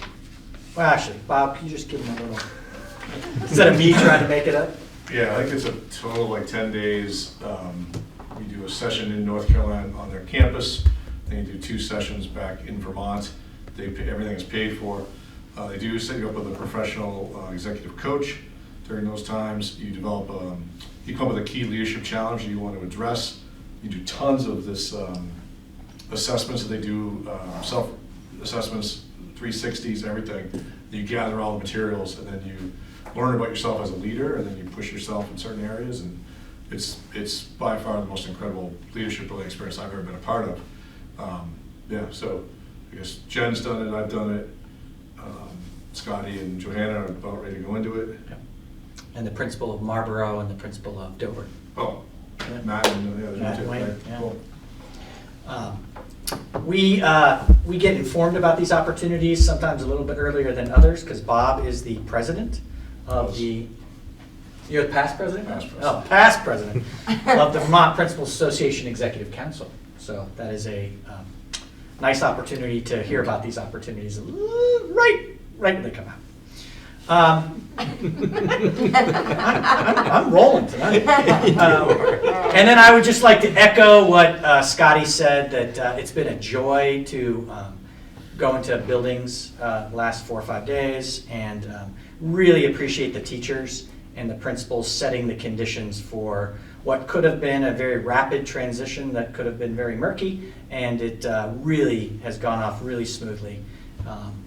The joy and happiness, the not fogging of the glasses, has been a new experience over the last 2 years. So just want to thank everybody for weathering the storm. I know that there's still things that are on our horizon, but it's been a challenging 2 years, but I've always felt like whether there were disagreements or whether there were differences of opinion or different intensities of conversation, nobody intentionally was trying to do anything other than serve their community and work with their fellow neighbors. And I always thought that was the most important sense that I got, and I'm carrying that on as we move into a new stage. So I just wanted to thank the entire community. I want to thank you all as leaders. I really want to thank the teachers and principals for always putting the students first. Unbelievably challenging times, but I think we're moving into a place where we can continue that spark of energy into a really positive place. So just wanted to make sure I let everybody know that. Thanks, Bill. Wow, that was awesome. Any questions for either Bill or any of our principals? Or any comments? Anything on the intra-district choice? Thank you.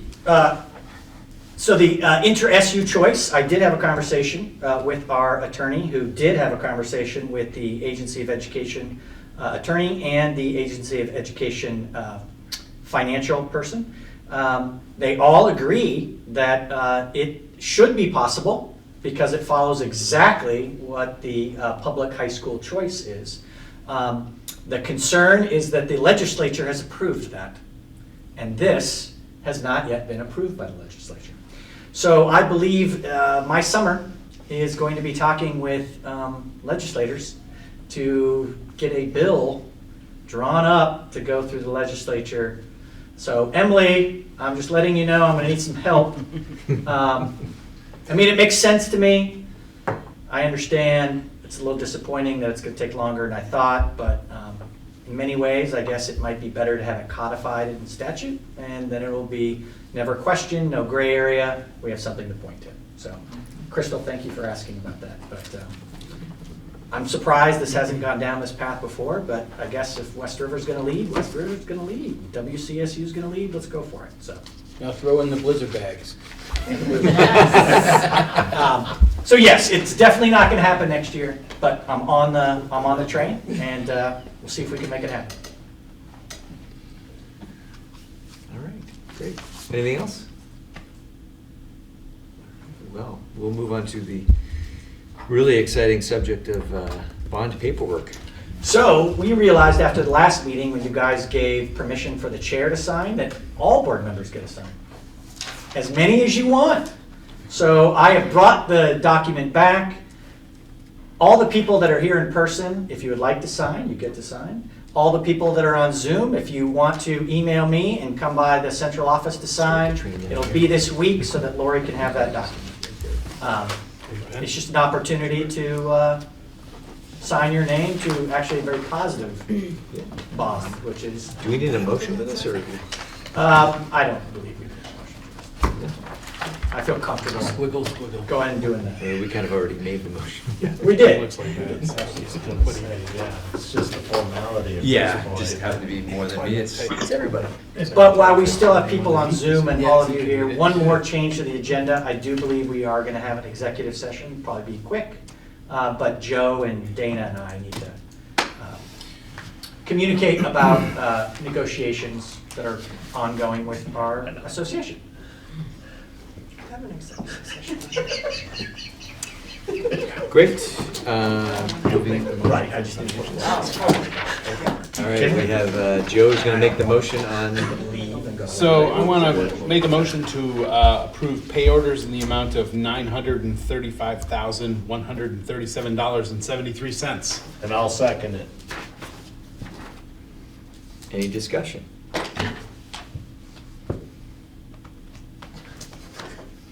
All right, seeing none. We'll start in Zoom. Ian. Aye. Emily. Aye. Ken. Aye. I'm going to mix it up. I'm going to go this way. Whoa. Go for it. Mike. Aye. Joe. Aye. Wow. Aye. Mix it up. Get the last time. Motion carries unanimously. Nice.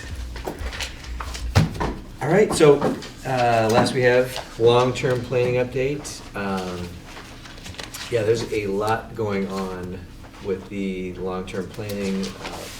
Really exciting. I enjoyed what we did with our facilitator last week. We went through the Back to the Future, kind of the projected look forward 3 years, as though that 3 years ahead is the present. You speak to it as it is in the present, and then you look back to today as though it is 3 years ago. So it's really just kind of, it was interesting and kind of liberating. I mean, certainly we were probably thinking of some things 3 years down the road that may or may not happen, but it really kind of got the juices flowing and kind of opened us up to the possibility of change and things that could happen in the future. So that was really enjoyable to me. I don't know what everybody else thinks about that.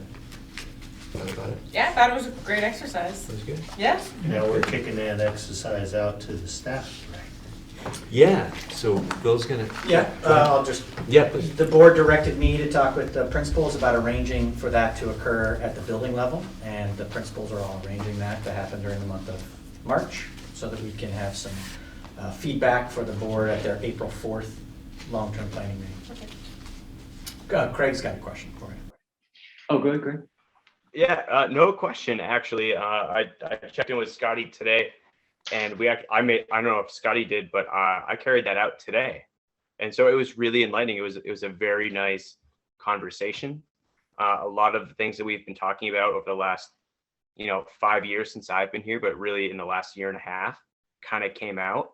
And, it was great to do backwards planning with the staff on something that's so big and get their feedback. They were invested, they were engaged. I look forward to seeing what everybody's in different schools and different communities have to say about it. But I just wanted to say that from a building standpoint, it went really well, and it was a nice protocol. That's great. Go ahead, Scotty. I would just add that because it was like after school and it was in a meeting, what I'm going to do is Shelley Bostrom really helped me a lot, and she took the notes while we were talking. And what I'm going to do is I'm going to put those back out in an editable format to my staff and allow them to add ideas. And then I will cull that all and edit it and then get it back to the staff for approval. And then I'll hand it in on Monday. I'm pretty excited about what came out too. Like, I think the teachers were really, well, I can't really speak for them, but I feel like it was really important for us to get their perspectives. And this was a really effective and efficient way of doing that. So I really appreciate it. And I think our new facilitator is awesome. So thank you guys. And thanks to Craig for inspiring me to do it today. I was going to wait till next week, and I'm glad that I talked to my buddy Craig. Wow. You guys are on it. That's amazing. So that kind of leads to the next piece of it. We did get, as Bill alluded to earlier, an email at 11:07 last night. But I had spoken to Fiona, and I said, yeah, please go ahead and send it. We'd love to discuss it at the board. She has the idea and the vision of, as we had talked about at our meeting last week, getting it out to the community, right? So now we've had the board, we've had some community members who would have joined last week's meeting. Now we've had some staff, or sounds like the majority of the staff have contributed to it. So now we want to take it to our next level of stakeholder, which would be, community members. So her idea, has everybody on the board seen the email and kind of her idea of as she says, asynchronously allowing folks to participate by having these boards strategically located, whether it be in a public libraries or town office building, or as she does note, some places like Grace Cottage or W&W, but certainly we would need to have permission from those folks to house them there. But I think it's a great idea to do that, to, as best as possible, get the community involved in this exercise, which, as Scotty and Craig both just said, it's a great exercise to do, and you kind of learn a lot, you think a lot. It really opens up the doors. But she had also, and I'm trying to find the spot in the email, but had talked about how she is a facilitator as well, and would be glad to also do some live facilitation for community members. Thank you, Joe. Synchronous, yeah, there we go. Which also I think is probably the better of the two ways to do it, but if you're just trying to gather information, asynchronous can work as well. But if they could do some live sessions, that would be fantastic. And I don't know if Luella's out there. I know that, no, I don't see her out there. Yeah, she is. Luella's on there. Oh, she is. Sorry. Yeah, Luella, you want to speak to it? Can You're, you hear me? yes. Yes. Yeah, go Yeah, ahead. just to speak to what you're saying. Yes, I'm happy to help Fiona with the live sessions. And we thought it would be a great idea to have this happen before the next long-term planning committee meeting. So that time in that meeting is spent looking at all of this collated data and synthesizing it and moving forward with the planning versus being still in information gathering stage. And we're happy to make that happen, and have that data to you before the next meeting. Yeah, so was that what you were looking for? Yes, absolutely. And when I spoke to Fiona yesterday, she did mention that you would be able to do it over the next 2 weeks, so that we'd have plenty of time to have that, as you said, collated and organized. I really appreciate both you and Fiona offering to do that and lending your expertise. So I'm just gonna open up to the board members, what you think, whether it's a good idea. Go. I think Go that forward. all of the information we can get is more is always better. As much feedback as is possible, and hopefully we can have the capacity to synthesize it into something we can digest. And hopefully it's so much that we have a little bit of trouble with that part. Agreed, I like that. So would these facilitated meetings by non-board members be actual warned board meetings, planned board events, or just anecdotal information provided to us by concerned citizens? Number 3. That one. Ooh, well said. Okay, so if it's Very well anecdotal information provided to us by concerned citizens, I don't think we have to have an opinion about it at all. Vaya con Dios. I agree. Other than I love that they're willing to put themselves out there. Exactly what and, we wanted. We and wanted put, community engagement. Go engage all over the Yeah. place and come and tell And us they're- how it works for They're you. following something the board has done. They're gonna Yeah. do it in a very structured manner. They're, this But is. we don't have it's to exactly support what- it or enable it or No. It's just a community action. participate. It's a community action and, But they go want it to be community. synergistic. They don't want it to be, Oh, so we don't have to we won't do anything to work against them. absolutely. There you go. We'll just get out of their way. I think what Fiona's looking for is a go. Yeah. Yeah. I don't think you have to make a motion. I don't think you have to have a vote. I just think it's important for the board to have a feel. Yeah. I mean, Go. We've been trying to get increased community involvement, and here it is, so I support it. Great. Thank you both for stepping up and filling a need. All right, we'll make it happen. Are there feelings about the posters for the parent-teacher conferences later this week? This is Putting up posters I don't to let parents. I'll speak for the board for a second, just as a neutral party. I don't think the board feels like they need to give any opinions about how it happens. I think it's been laid out really, really nicely. And I think they recognize that you're gonna do your best and you're gonna do what you think is right. If you need to connect with anybody at the school, I would say the principals are your points of contact. If you're planning on doing anything with parent-teacher conferences or concerts or anything, please, just work with the principals directly at the locations. But other than that, I don't think the board has a desire to provide any micromanaging feedback to you. Wonderful. Thank you. Thank you. Yeah, and I would just say this is probably one of the most, the best requests written that I've. Scotty had a hand up. I don't know. Go ahead, Scotty. I just want to make sure we're clear then. It's okay for Craig and I and Bob and all the other principals to promote these events as public forums.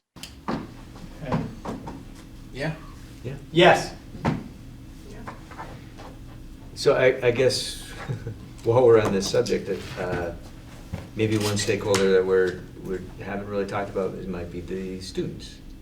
So it may be a little different feeling, but could we push this down to the student level as well? Drats. Students are members of the public. I would expect that they should participate in this if they feel the need.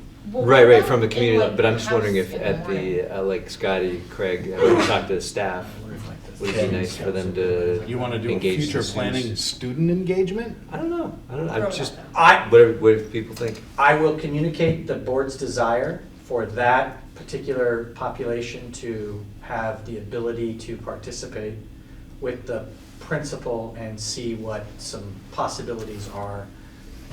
But just like we're letting the community go for it, if the principal can find something to do in the next 3 weeks with the students, I'm just going to tell them to go for it. Yeah. Perfect. You got a hand up. Go ahead, Ken. If I would do that in the junior high, just for the fact of in 3 years, your seniors aren't going to be there anyway. Yeah, I mean, I wasn't thinking of any particular student level. I mean, it might be difficult for a pre-K or kindergartner to kind of talk about 3 years I from now. also But think we should have slides into every classroom. Just throwing it out there. All the kindergartners, I've already thought of it. Love it. Just throwing it out there. Monkey bars, did you? Where's mind Greg? saying Yes. We gotta get Greg back on the line. Let the poor man rest. All right. Okay. So, thank you again. That's awesome. I think we're going to get a ton of information out of that. Also, we have the survey, which we'll be wrapping up at the end of March. And we have the newsletter that is going out every month, which is great. And also, the website has been updated. We have a section on the website that is specific to long-term planning. And I know that Suzanne is definitely making a very concerted effort to get out and give us a presence with media, videos. She actually taped the entire concert, the winter concert, and I haven't seen yet. Mike, I don't know. I haven't seen it yet either, no. Yeah, she was planning on posting that on the website. So, did you see it, Scotty? Okay, good.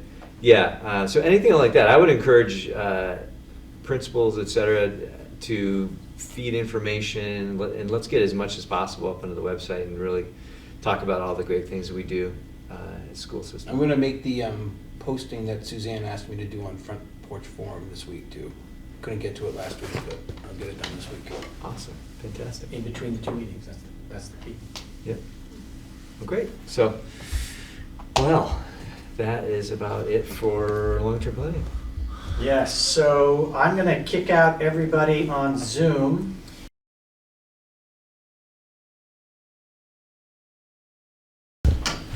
Okay, so we're out of executive session by consensus here at 10 of 9. There was no action there's no need for any action, so we just, is there anything else we have to do before we make that one great motion? Good? I will make the motion to adjourn. Is there a second? Second. All in favor? Aye. Recording in All right. progress. We are adjourned.